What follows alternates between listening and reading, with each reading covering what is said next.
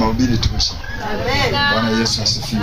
Amina. Kwa hiyo unakuta kwamba waimbaji wenyewe ni wahubiri ambao wanahubiri, lakini katika hali ya kumfanya mtu moyo wake uweze kukaa sawa, tofauti na wachungaji. Mchungaji yeye akihubiri anaweza akahubiri, mtu mwingine anaanza kushikilia moyo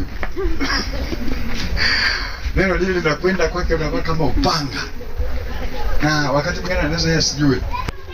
Sasa Bwana ndiye alivyoamua, lakini mara nyingi waimbaji wengi wamekuwa ni faraja kubwa sana.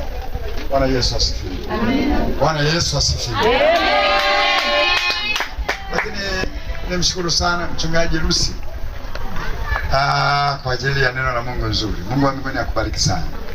Bwana Yesu asifiwe. Amina. Neno la Mungu ni nzuri mno, limetutia moyo, limetia nguvu, kwamba yupo ambaye kwa muda wa miaka mingi alikuwa ameketi kwenye kisima akisubiri kwamba malaika atakaposhuka kwa ajili ya kutibua yale maji ya kwenye lile birika aweze kujitupa, lakini kwa muda wa miaka mingi hakuweza, akawa anabaki pale. Malaika akishuka kwa ajili ya kuweza kutibua maji, yupo mwingine anayeruka anaingia kwenye lile birika na kwa salama anaondoka. Yeye akawa anashindwa. Lakini kama ambavyo mtumishi wa Mungu ameweza kulizungumzia kwa upana na kwa marefu zaidi juu ya habari ya neno hili, anasema akaja mwanamume mmoja, mwanaume wa ajabu sana, mwenye huruma ya ajabu.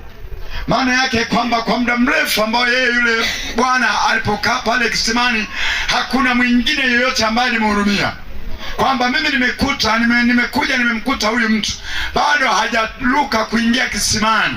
Maana yake kwamba kwa namna moja au nyingine inawezekana kwamba hawezi, ngoja nimsaidie. Hakuwepo mtu wa namna hiyo, lakini yeye huyo mwanaume alipokamwambia wataka kuwa mzima, akajibu akasema, Bwana, kila malaika anaposhuka kutibua maji mimi ninashindwa, siwezi, ili kwamba niweze kutumbukia kwenye maji siwezi.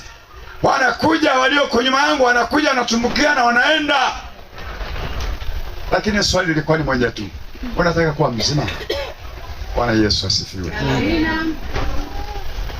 Baada ya maelezo mengi anakuja kumwambia neno moja, haya basi simama, jitwishe godoro lako uondoke.